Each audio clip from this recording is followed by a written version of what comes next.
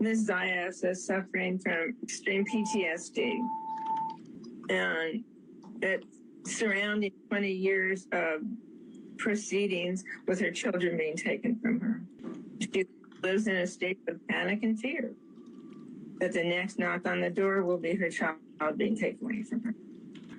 That means that Ms. Zayas perceives that she has been victimized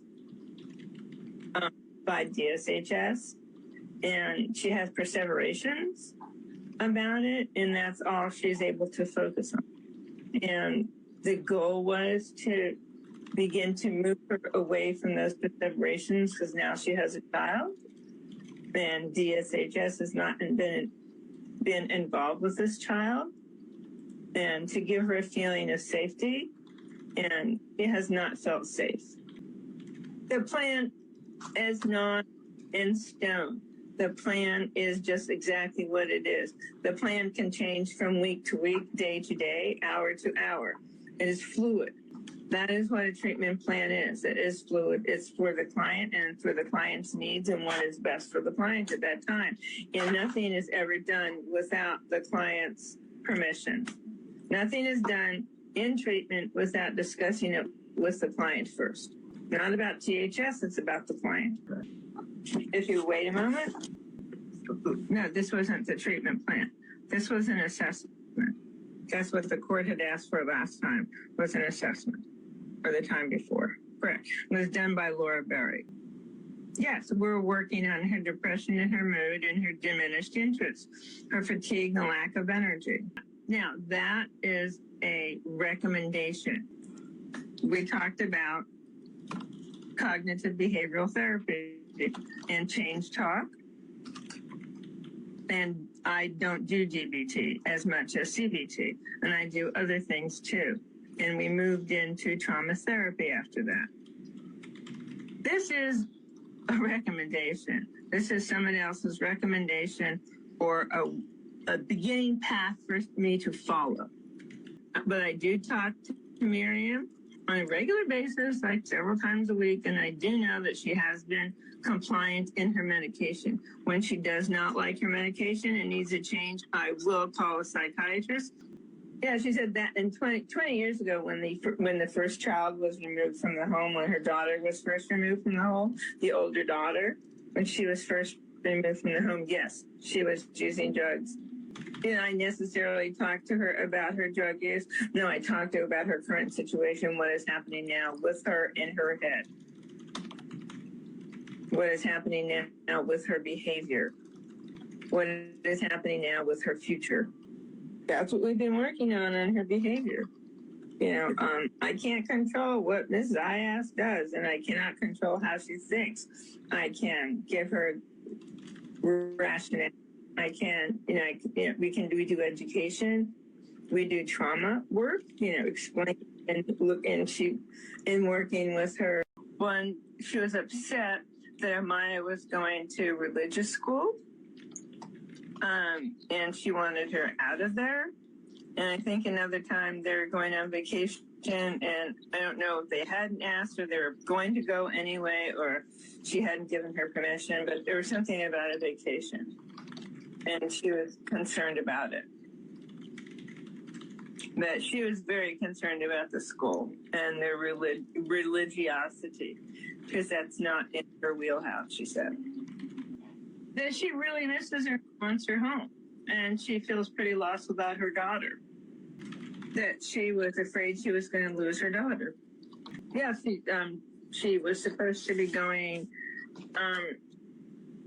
to treatment. I thought it was drug treatment. I think she had tried a couple times to make some appointments, but things weren't working out, and she got pregnant, and at one point she had some heart issues, and her heart was flaring up again. So I just think the whole thing just didn't work out for her. She wasn't using at the time that she was ordered, because she was pregnant with the baby, so she was not using at that point, to the best of my recollection. And speaking of substances, the drug is Seroquel. She was prescribed 50 milligrams. It might have gone up. You'd have to ask her. And she started taking those March 30th. She's able to make and keep appointments. She shows up on time. She has a really pretty good attitude. She is attempting to be more positive in her daily life. And she is more in her interactions with her daughter, her young daughter, her infant daughter are just great. I've seen her, and she's been in the office with the baby, and it's like perfect. And other people have seen her with the baby, and it's just, there's no problem. When we do phone interviews and stuff, that, the baby is right on track for baby things, as far as where she should be in her physical and mental progress. The talking, the yammering, the jumping up and down, holding on to the side of the crib, it's all very positive. And she looks like she's at a good weight. She looks very happy. With me, she has. We're talking about the other things that she needs to do in her life. I thought she got better over time. But, she was able to call if she couldn't make it. Like my car broke down or my car was stolen. She would call and say, those things instead of not showing up. Right. And then I called her. She says, oh, yeah, this happened or that happened. It was always pretty valid. But it was like, yeah, I think she got better at doing that. And she got better. She's really good at keeping her appointments with her baby and for any doctor appointments that she had. But she told me, no, I can't have an appointment that day. I have to do the pediatrician. She is talking to me personally less about the negative aspects of DSHS and more positive things about her baby and more positive things about Amaya. She is attempting to be more positive, to believe that Amaya is coming back, to look forward to Amaya coming back and making plans on moving based upon that, getting a larger apartment. She said she did her UAs. She had tried to get into IOP, outpatient for drugs, but like I had just said, the timing wasn't right. And it was still COVID. Well, she's she's actively pursued to move, so to have her child come back, so there'll be enough bedrooms for everybody. So she doesn't have to walk up and down stairs. I'm not there on a daily basis, if that's what you're asking. I'm not there 24/7. She's cooking, she's cleaning, she's doing the errands that she needs to do. She's going to the doctors. She's attempting to be a bit more social, to get herself out of the house and a little bit more connected with the community. That was one of the goals that we've been working on. She needs to connect again with some services when Amaya comes home. She needs to connect with services. I would say reunification services. Amaya needs to come home and, for a day or two to see what it's like, and she needs to see what it's like to have, the infant and her daughter there, to see how they get along. You just can't say after this meeting, it's like, okay, she can go home now. Look, they need a reunification. There needs to be a point where there's a trusted other adult there, assisting in their and helping, like a parenting plan, be put in place, but not just a parenting plan that is pushed onto her, a parenting plan that she agrees with, that together the court, DSHS, and Miriam can all work together as a unit, and I'll even work with that. I have no problem with that. Services are like 2 years old now. She has moved on from where she was. So that's what I'm not clear on. That's what I don't understand. I am not a lawyer. I'm a therapist. And I do know that people change, people grow, and people learn. And that's what we have been working on with Miriam.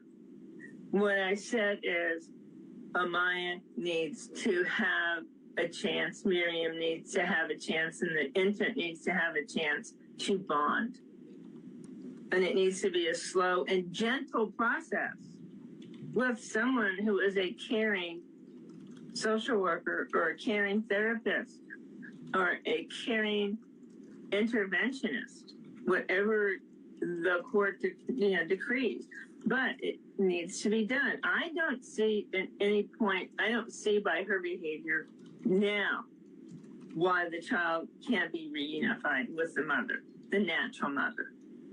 To say you're going to terminate her parental rights, I'm going, pardon me, what has this woman done to deserve not to have her own child? She did something in the past. Now let's look at the future. Let's look at today and what is happening with her and what's happening in her home. And I think it's positive. That's my personal opinion. From what I can see, from my interaction with her, I am trying not to let the court influence me. I understand that, yes, in the past she has done jail time regarding drugs. Yes, she regrets that 100%. We've talked about that. I cannot dwell on something with her that happened 20 years ago that is now coming back and haunting her in the way that it is traumatizing her. She doesn't want to answer the door to DSHS. She doesn't want the baby taken away, her infant child taken away. She's afraid. I mean, she can't breathe. Oh my God, DSH called. What do they want? And you can't breathe. And you have these major panic attacks, major anxiety attacks, major depression. And it all regards the workers at DSHS and how they approach her, not understanding that this has been going on for such a long period of her life. It's like 50% of her life has been traumatized by this process. And I'm speaking, as you say. She has been traumatized. And she is trying to work out of it, but she needs people on the other end to work with her, to understand, to be kind, to understand trauma-informed. They need to be trauma-informed individuals for this to work. And the trauma that you're referring to is the fact that she's had children removed in the past. Yes. And she's had intrusion in her life by DSHS. Severe intrusion, to the point that even before her baby was born, they were going to take it away from her while she's still pregnant. It was like, what, are you going to be in the delivery room to catch the baby? And it was almost like a yeah. And that's how it seemed. It was like, I'm coming from a totally different place than you are right now. I have worked CPS for years. I've worked after hours crisis CPS that you don't know about, okay? And I have seen when a child needs to be taken out of the home that is dirty, is filthy, there's rats, there's poop all over the place. Yes, remove the child, but help the mother recover to get some stability to clean the house. Not a woman that 20 years ago was involved in drugs. And CPS has been following ever since. Every time she gets pregnant, there they are.